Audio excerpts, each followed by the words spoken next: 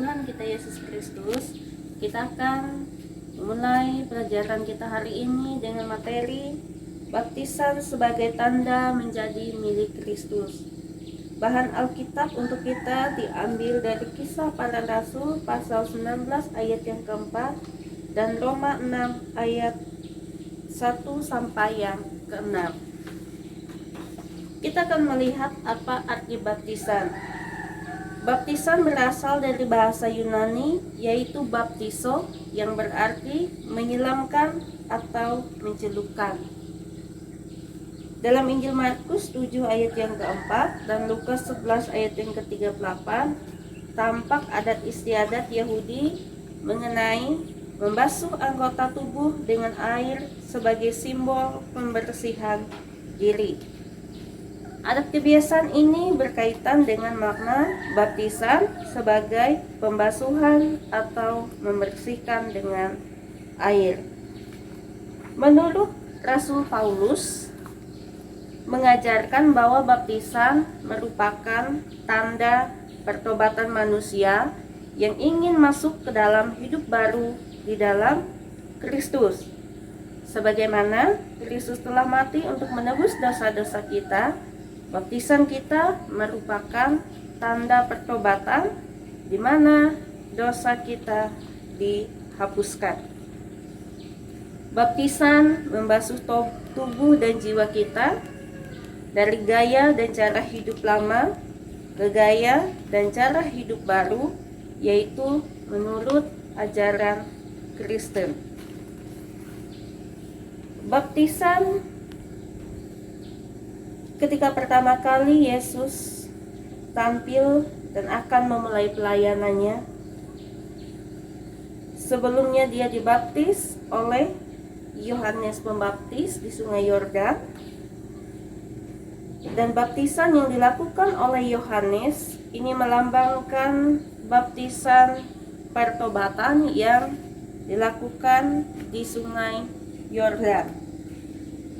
Untuk gereja Protestan, kita mengakui ada dua sakramen.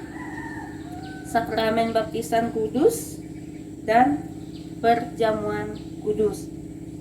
Dalam baptisan kudus ada perbedaan di beberapa kalangan gereja. Ada yang melaksanakan pembaptisan kepada anak-anak, tetapi juga ada yang melaksanakan baptisan kepada orang dewasa. Baptisan merupakan perintah Yesus seperti dalam Injil Matius pasal 28 ayat 19 sampai yang ke-20, mana dia meminta kepada murid-muridnya untuk pergi ke seluruh penjuru bumi, mengabarkan Injil Kerajaan Allah, dan membaptis orang-orang percaya dalam nama Bapa, Anak, dan Roh Kudus.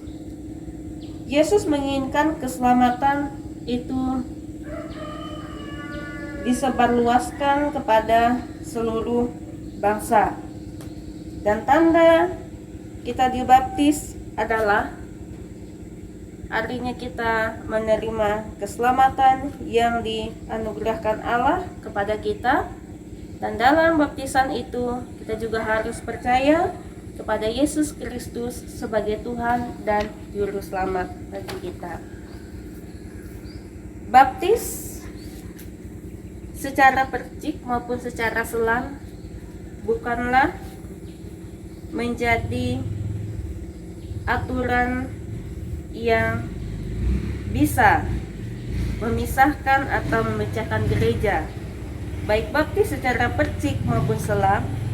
Ketika baptisan itu dilaksanakan dalam nama Bapa, Anak, dan Roh Kudus, itu adalah simbol atau lambang bahwa kita telah bersatu dengan Kristus, kita menjadi milik Kristus, dan hidup kita hidup yang diselamatkan, dan juga kita hidup dalam pertobatan.